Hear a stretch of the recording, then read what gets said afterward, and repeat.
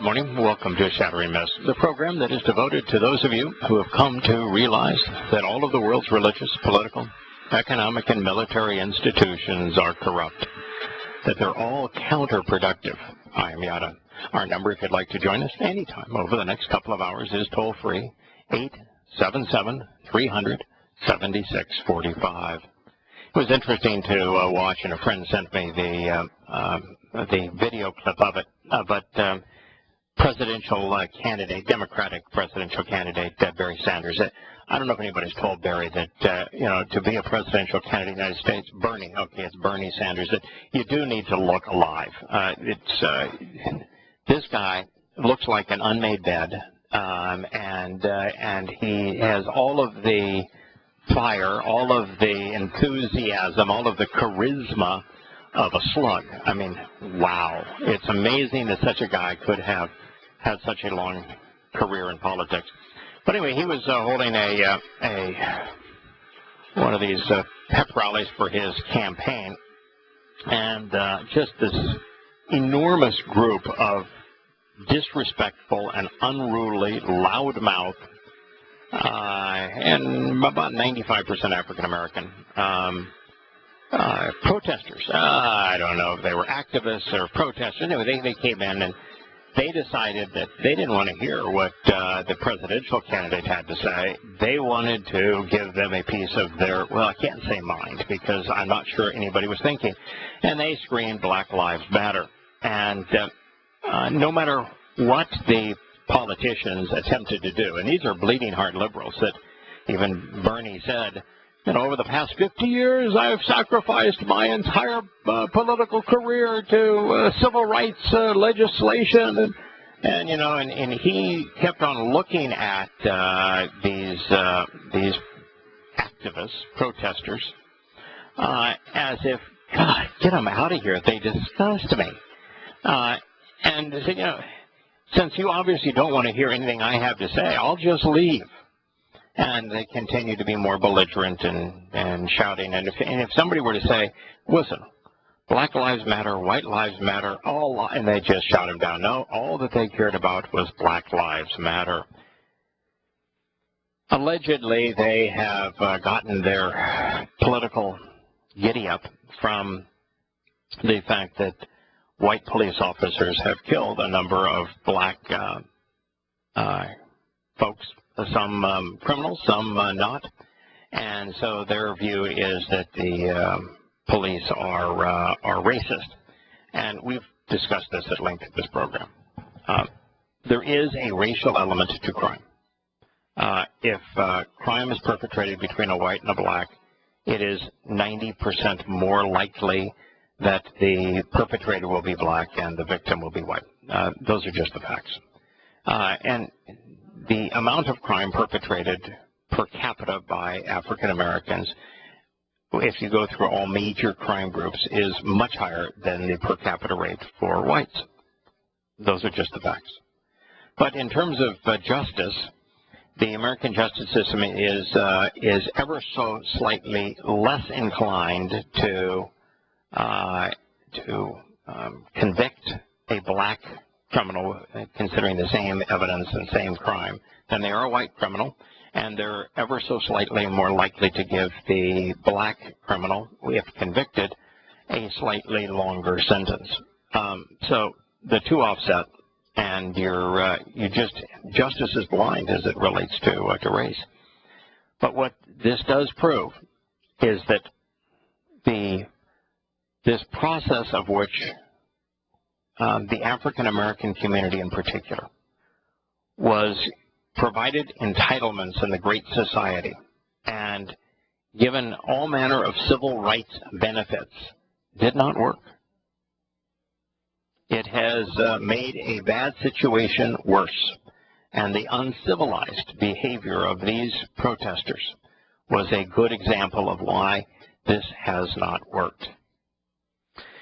Turning to the next item in the news that was sent to me by a friend, morning after the deadly attacks on the military recruiting centers in Chattanooga by the irate Muslim, and this is actually in Haram, Georgia, as opposed to Chattanooga.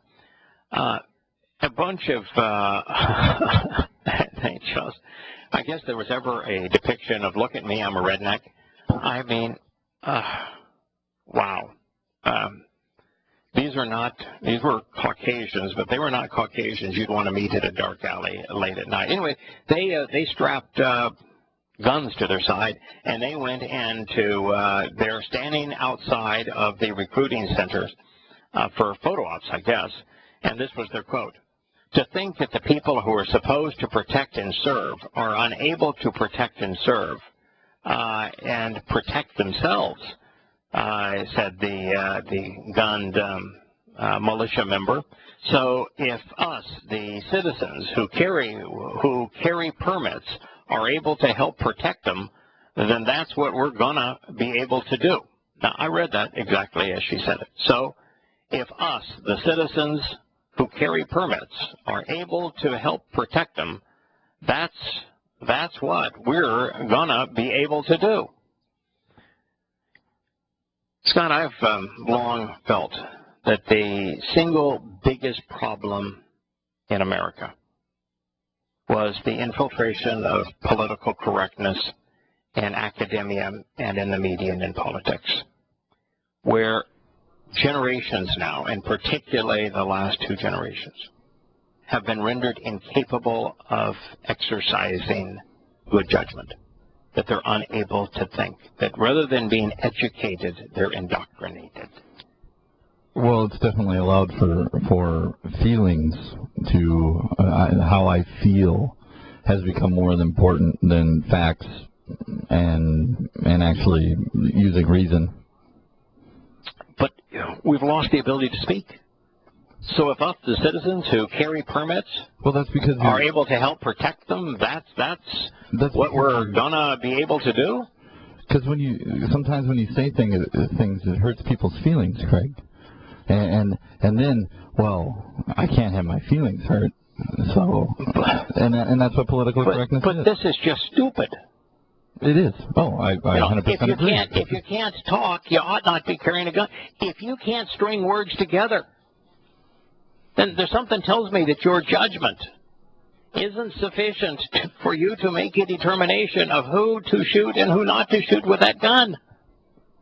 Well, be very careful there. A lot of people are in the military. Oh, my goodness. What have we done? These were adults.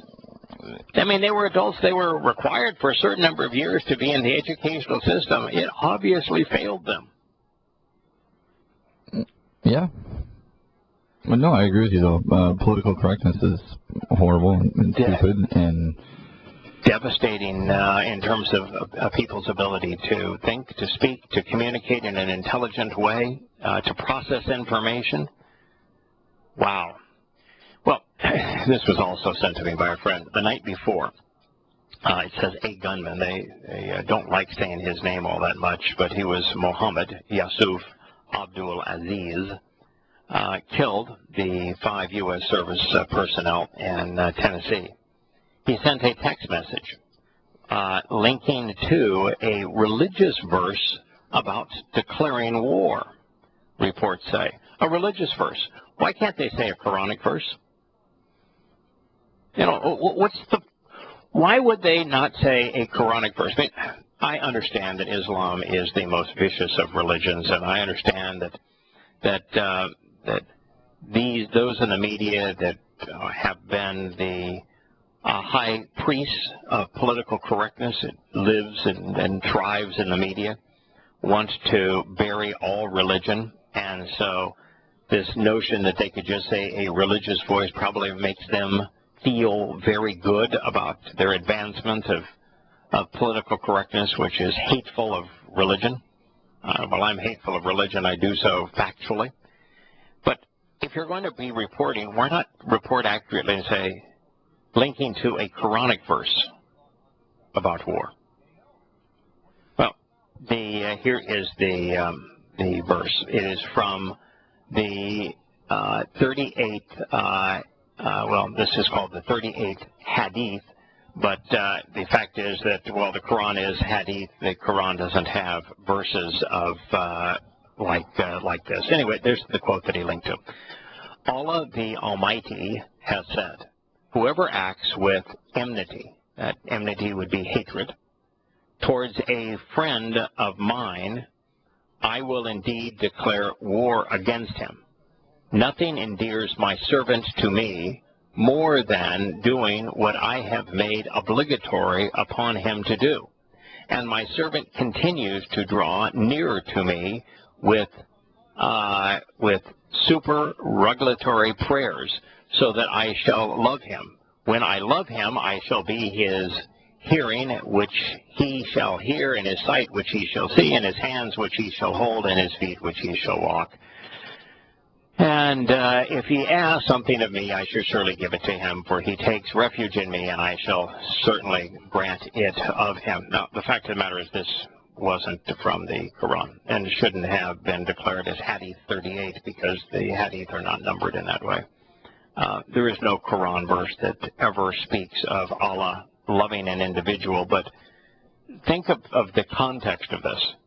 This is saying, whoever acts with hatred towards a friend of mine, I will indeed declare war against him.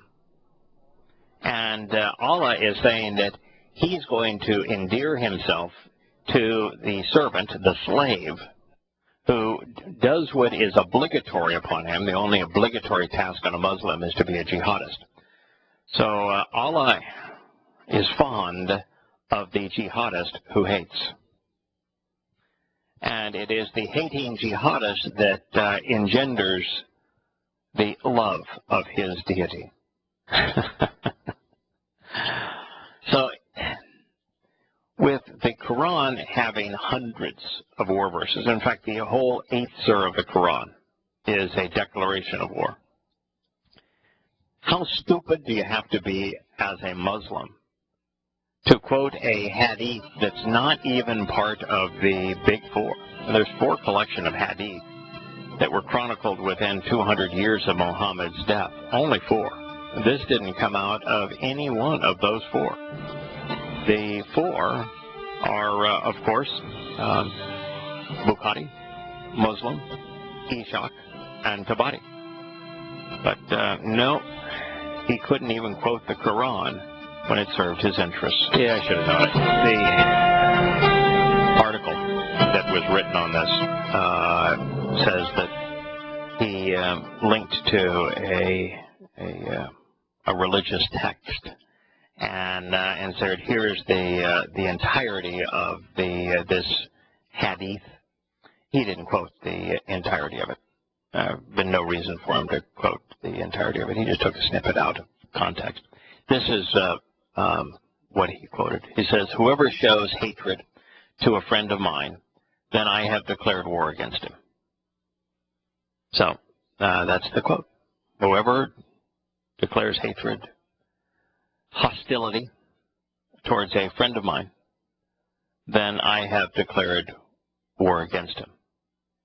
It's called one of the Hadith Qudsi, for the holy Hadith, in which Muhammad quotes Allah saying something that is not in the Quran.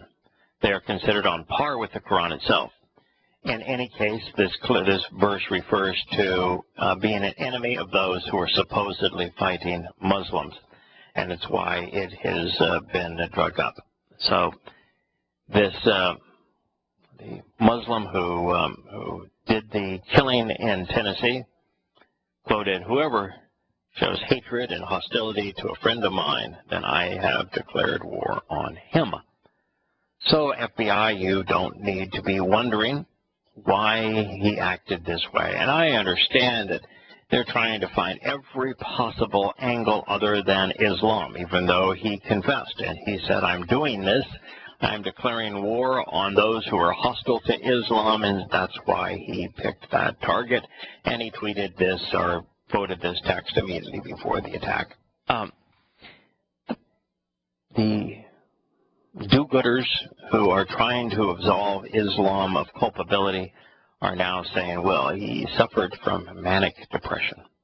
Well, wouldn't you be depressed, too, if the head of your religion, the founder of your religion, was a pedophile, was a rapist, was a slave trader, was a kidnapper, was a mass murderer, a sadistic torturer? Wouldn't you be depressed, too, if you found that you have been raised within a religion that the founder is amongst the most vile people who ever lived? Wouldn't you be depressed if you found that your God spent all of his time in hell torturing people? Wouldn't that be depressing? How could you be a Muslim and not be depressed? Now, if you're a woman, you're treated like a piece of trash.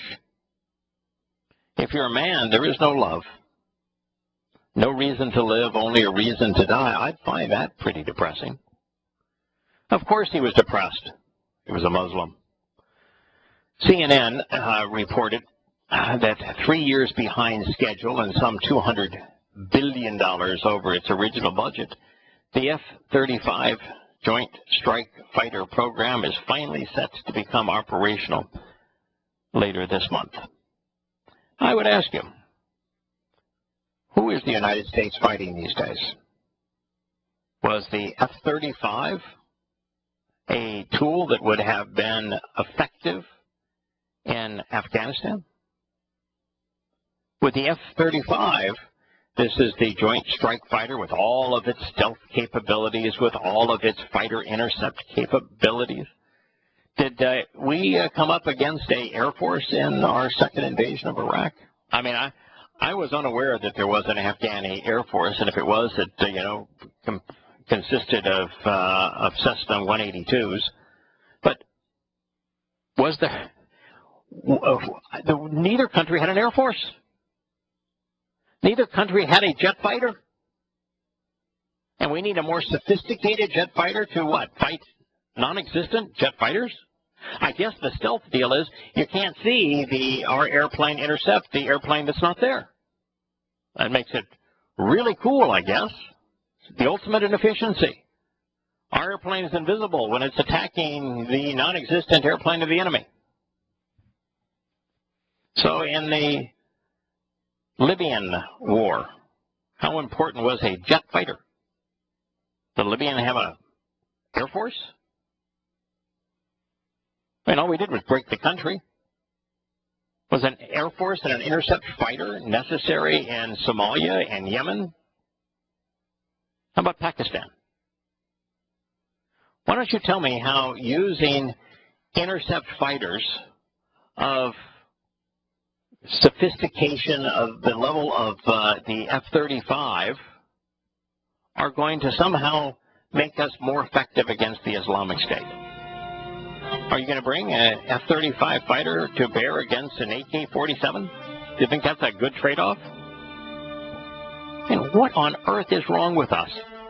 That we're squandering, we're bankrupt as a country, we're squandering hundreds of billions of dollars on a piece of equipment that has no value whatsoever. I'll return after a moment. The article reads, the fighter has been in development for nearly 15 years.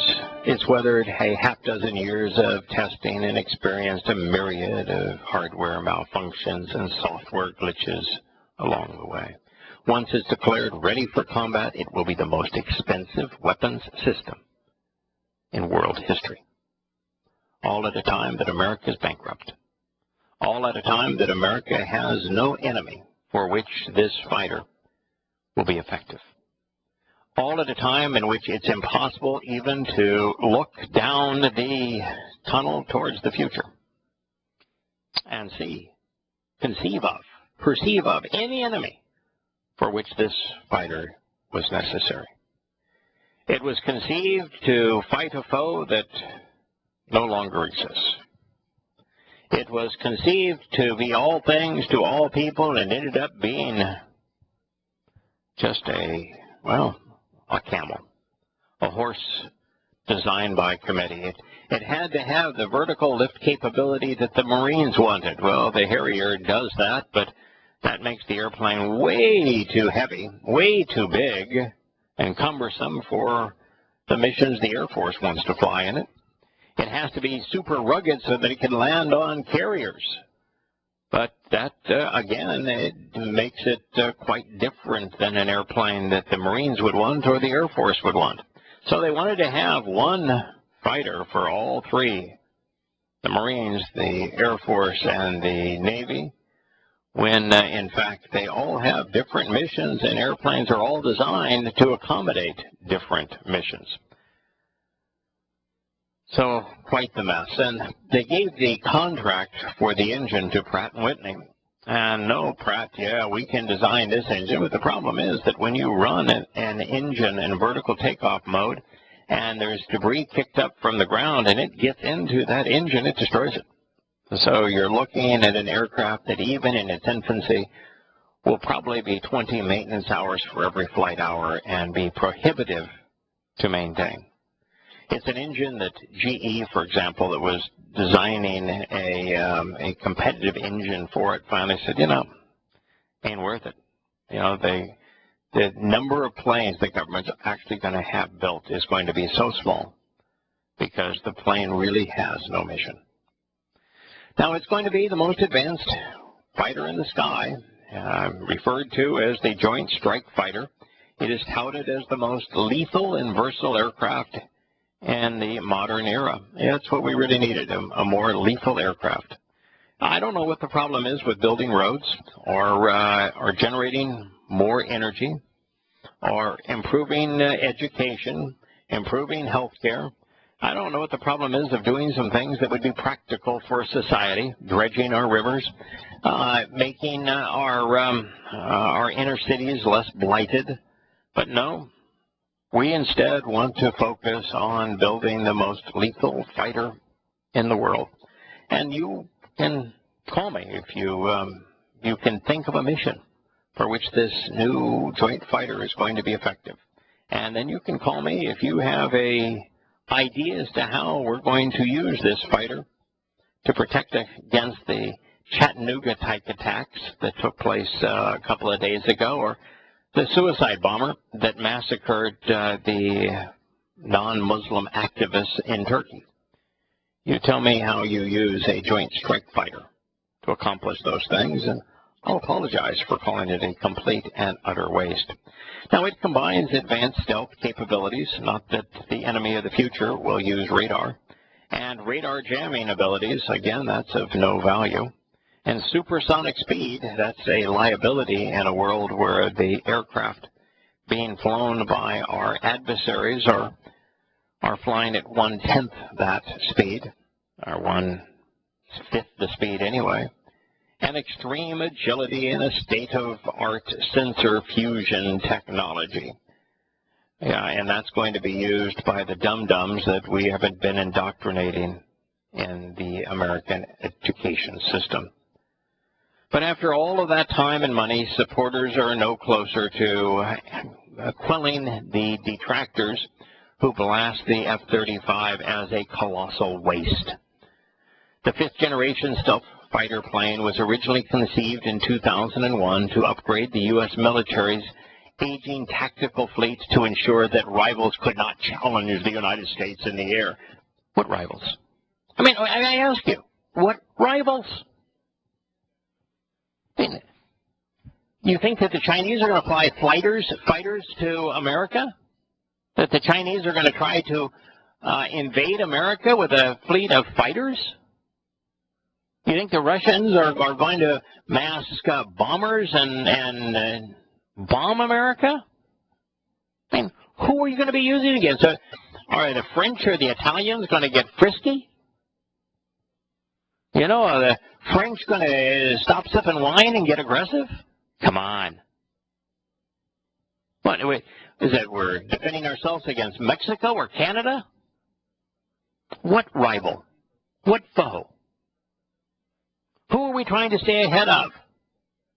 You know, it's football and baseball. Sometimes, you know, an aging superstar is signed by a team, and there's always this realization that they are bidding against themselves. Well, good grief. Who in the world are we competing against?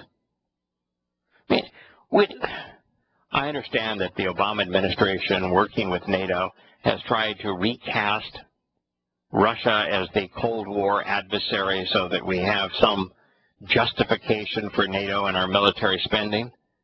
But the Russians have absolutely no interest in invading America and no capability to invade America. It just ain't so. This quote, air superiority is an essential tenet of our national defense strategy, says Representative Jess Miller, a Florida Republican whose districts are home to the nation's primary F-35 training facility. We have a whole host of aging air platforms, some with technology dating back to the 60s and 70s. Ain't that swell? So, what is his interest? Well, you know, the training facilities in my home district. Air superiority was not an issue in Iraq or Afghanistan, Miller noted. Thank you for telling the truth. But with the president's strategy to rebalance our forces back to the Pacific, and given China's territorial aggression in the South China Sea and Russia's aggression in the Ukraine, having this air superiority proves to be a strategic deterrent against near-peer threats.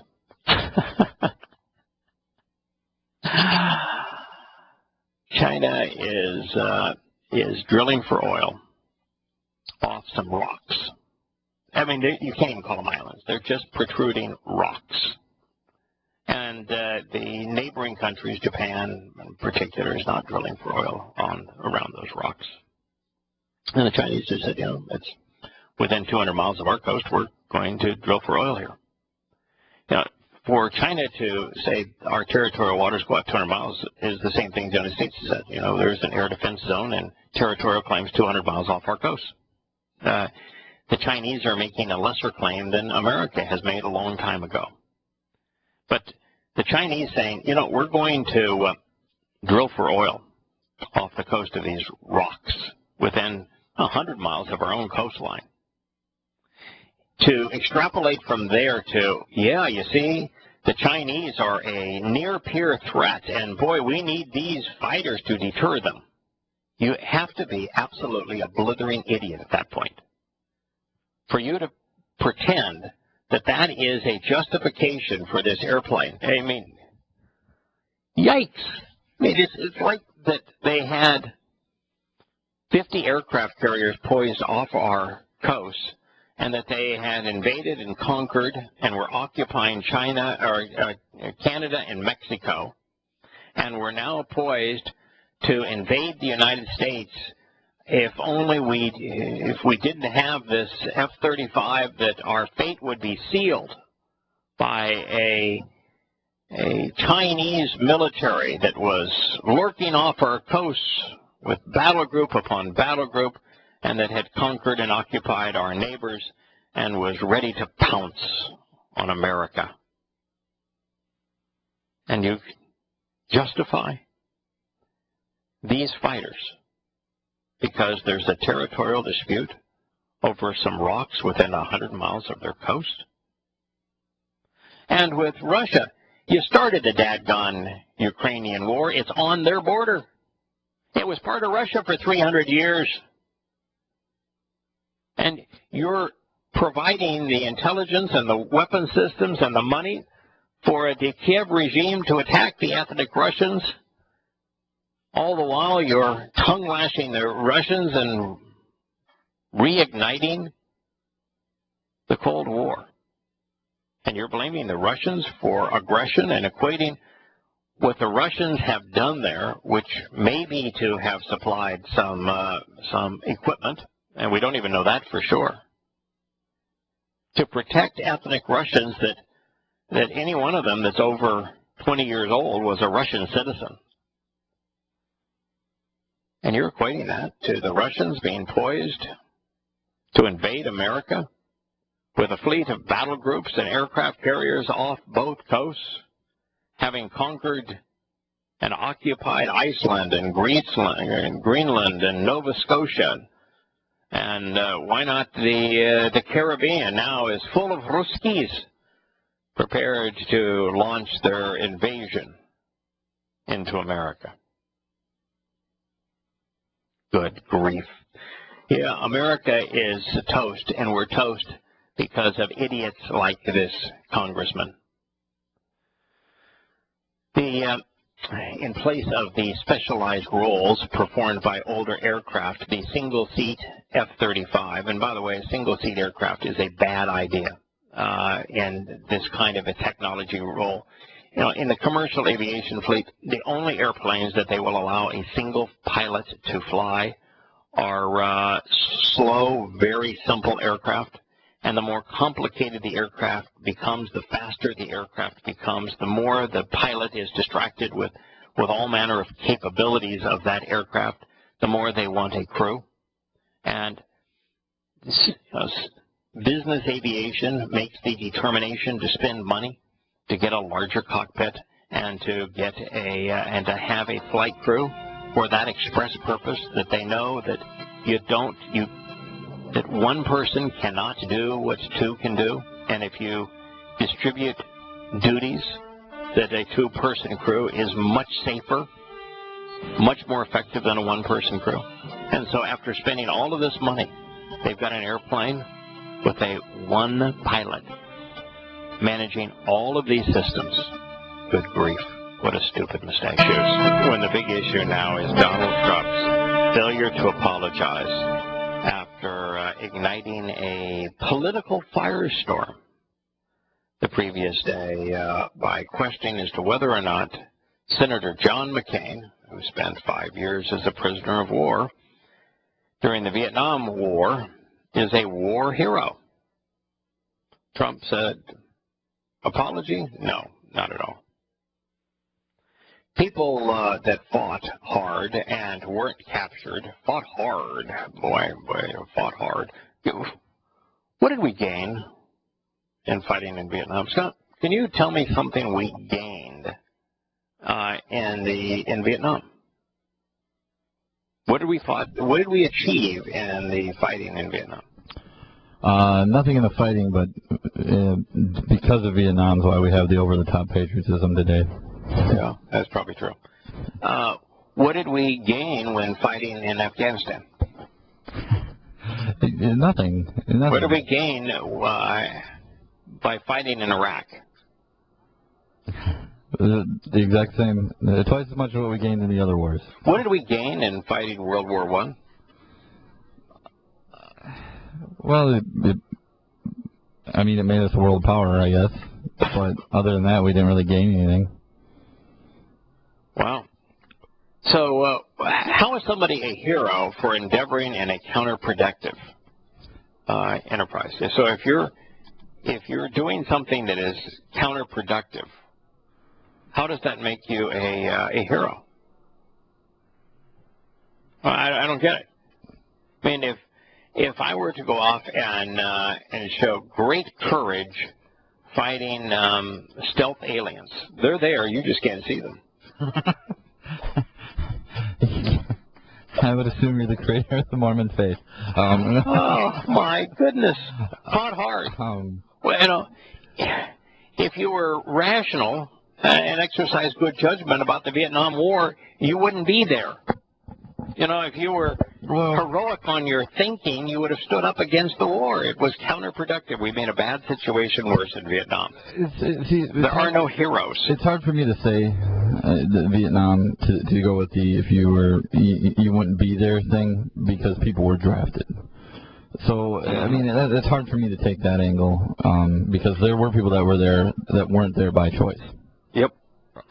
I understand that. But John McCain wasn't one of them.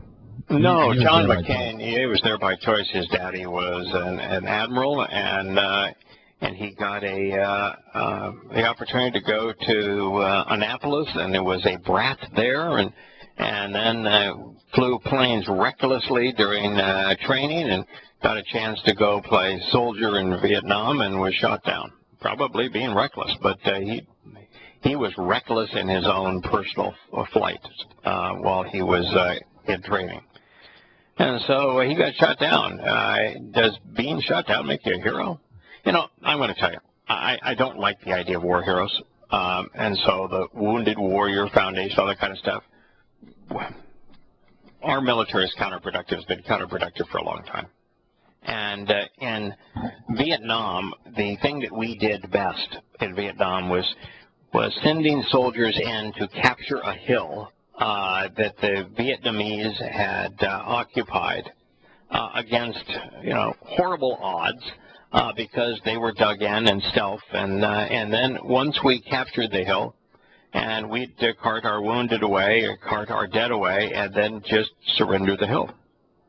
So I'm sure that there are those that fought heroically against all odds to save their lives and save their buddies' lives.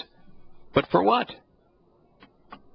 I'm going to call Yoshe a hero because he made, by choice, an extraordinarily brave personal sacrifice for something worthwhile. But soldiers?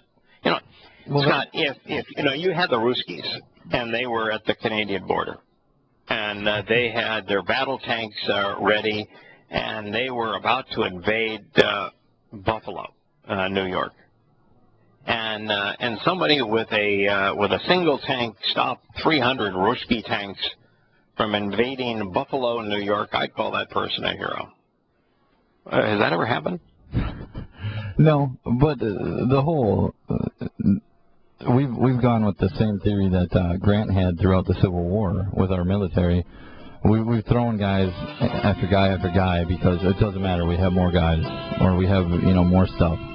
That's been our tactic in wars ever since the Civil War. Yeah, so Trump's now saying guys that weren't captured but fought hard, that they're forgotten about. And the guys that weren't captured, they get no credit. If you want to know the truth, that's the truth, and I think that's a shame. No, the shame is that we honor warriors at all.